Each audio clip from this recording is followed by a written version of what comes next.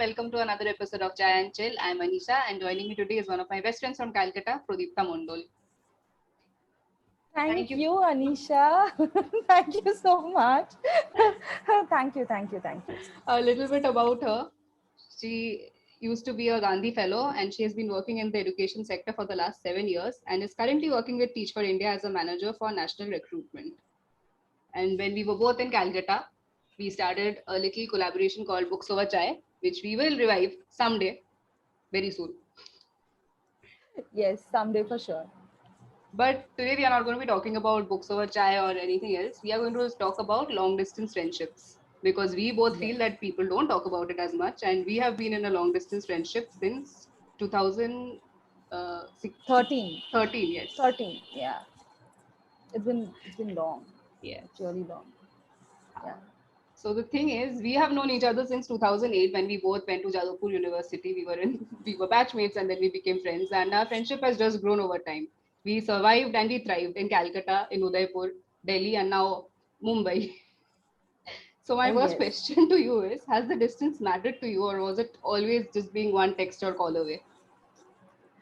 Um so Anisha, physical distance is always taken too seriously by us, but it's Hmm. not true for me. I feel once the relationship is made, I want them to be independent. I don't fear of losing anyone and totally trust the relationships I make with people. So even if you are like miles away, it doesn't bother me. Whether we'll be in touch or love, yes, it bothered me when I cannot meet you for a random tea or kochuri breakfast. But in any way, I know and believe that you are there. I have a couple of such bests who I have not seen for years now, and I don't question the dynamics, and nothing has changed between us. So yes, I mean it's always a call and a text away. So, do you think that technology is helping us, helping the friendship survive, or is it just creating more problems? Because you know how people go. I saw blue ticks. You were online this last time. Why aren't you replying to my messages? Yeah, right, so many times it happens. But I think technology is a medium, but one has to put an effort. There are times two friends staying in one same city can't find time for each other because they don't put the effort, the necessary effort. You just took an evening flight, I think, to Delhi to see me because you got to know that I'm not doing well. Technology was there too, but I didn't reach out to you, a friend of mine did, right? I think it is about prioritizing relationships and giving effort. Can't give the entire credit to the technology because technology has an option to block you from checking Facebook updates. I can block you from WhatsApp chat, won't pick up your call. There isn't any pressure. It is about the conscious effort that you take. Yeah, because we have had that as well. When I told you that I can't message you right now, I said, I will message you. You reply whenever you want. It's fine. Yeah, right. And we have actually sent out voice notes and texted that you don't need to listen to this. Whenever you find time, just listen to this. That's all. Yeah. So, you know, there are so many articles, memes, messages about long distance relationships. Do you think that long distance friendships don't get enough credit? I feel it always gets the most credit, but silently. Hmm. We don't celebrate friendships in public all the time. We fear jinx, right? We play around the weekends jazz of social media updates because exotic time pass is fun. Now, long distance, unconditional love can rest around with a bottle of wine or like a cup of tea. Um, but I do get your point. We need to make friendship sound more normal and regular, just like parents and children, husband and wife, like boyfriend, girlfriend, or boyfriend, boyfriend, or girlfriend, girlfriend. However, in the society that I am living in, male friends do get a lot of noise. But I think the kind of female friends I have, and I want to make a noise, I can actually make my noise reach the stars and the sun. That kind of female friends I have. So if I want to make a noise, I really, really can make a noise. Now that you held up your cup, I remembered we forgot the most important part. Cheers. Oh, oh, it's the same color of cup. Anyway, yeah, that's fun. Actually, Again, coming back to the previous thing that we were talking about, male friendships and female friendships, long distance ones. Are there any pros and cons to the long distance friendships? One would be if I get promoted, you want to come hug me and celebrate, but we can't. We have to put that on hold. Yeah, but for that also you need to put effort, right? So I will get back to that effort point over and over again. I would say effort. When it is distanced, people don't feel like putting that effort. They don't make use of technology to drop a text or call, but they choose to make new friends, because making new friends is always easier. It is tough to grow old together with a lot of odds. And honestly, Anisha, pros and cons are for everything. I had to leave from Kolkata to know how much you had loved me in college. I would call for a pros here. I made many friends in Delhi, and the weekends used to be incomplete without them. But once I shifted back to Kolkata, they faded away. A cons again. Well, I don't think, that's bad. That teaches you to value the people you have, to value the time that you have. Few friendships are honestly like your favorite snack. You like having them, uh, having fun with them. And some are like your March Bhat, the staple. I would always prefer March Bhat. Snacks are tempting, but the more I'm growing up, I know the genuine comfort for the March and Bhat. Uh, and snack can take a backseat. Yes. Again, to your point about putting in effort, at this point I feel it's very effortless between us at least, because despite being so far away from each other, anything good happens, anything bad happens, you're the first person I think that I'm going to text her, I'm going to call her.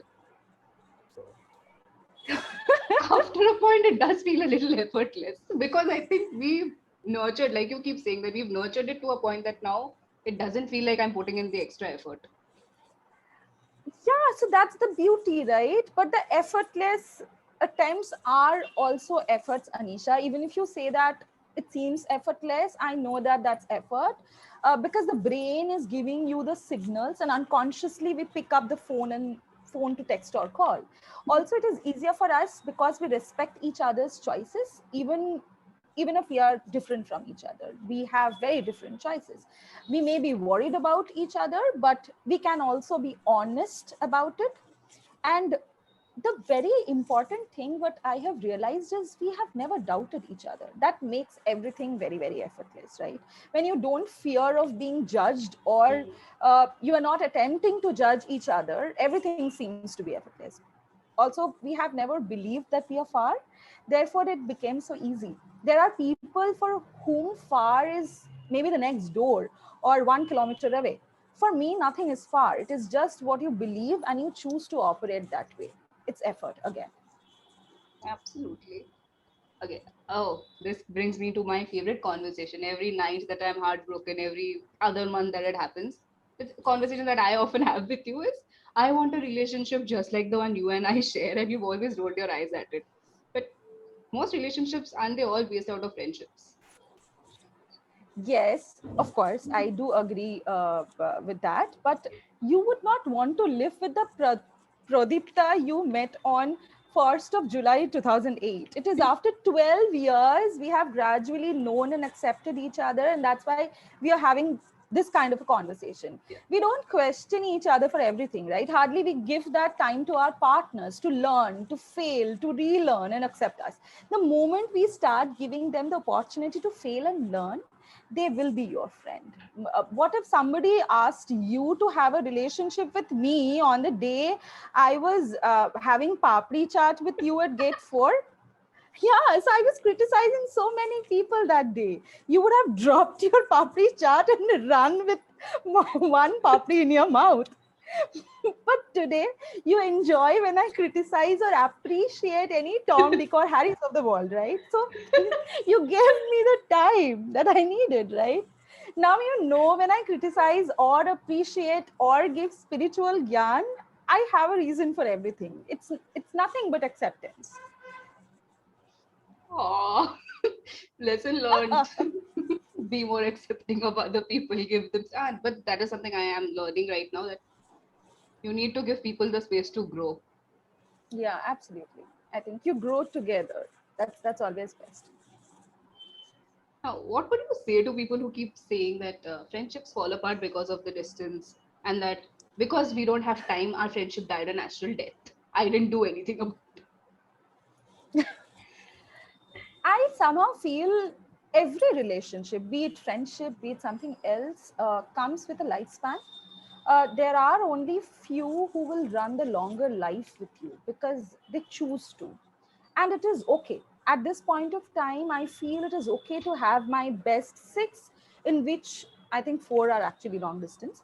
I miss you guys around me, but I know you are extension of my own soul.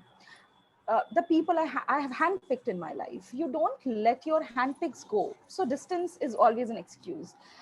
If you don't love enough, it's okay to put a full stop. Uh, I think it is the effort and that kind of love which makes you feel the empress. But few relationships are purposely stopped to avoid complications, even if there was love.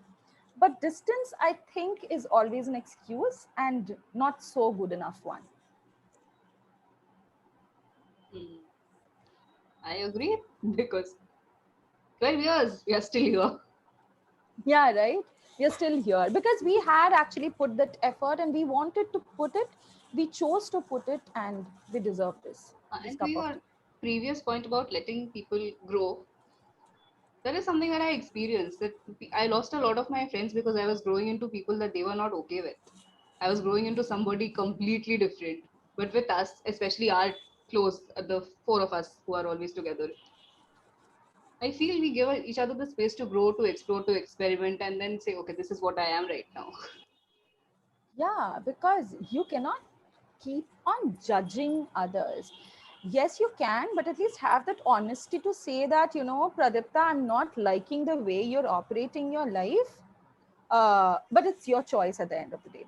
And if Pradipta says that, no, Anisha, I think this is how I choose my life to be, I feel Anisha has to be okay about it. I think there is no other way out. Okay, now the underlying theme for any friendship or relationship is love.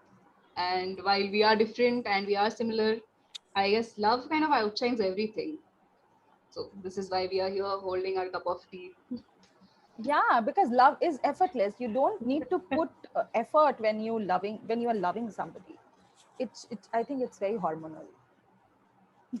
Yeah. Even for your friends. Yeah, of course, because see, I'm being very honest. There are times that you are pushed to meet a relative you don't want to, Hmm. because your hormone, your brain is saying that the moment you meet that person, you won't feel loved, you will feel judged, and therefore you choose not to meet those relatives, but you choose to meet your friends, because your hormone, your brain is giving you the signals that you will be happy after meeting them. So yes, it's of course it's hormones. Now we're going to jump a little and talk about books over chai. We started it when we were together, or Yeah. rather, you started it and then I joined you. Fun Yes, times. actually. And I think I started it with another friend, and again, long distance definitely didn't affect our relationship. It was affected by something else, and we Hmm. both chose to put a full stop in that relationship, and we moved ahead.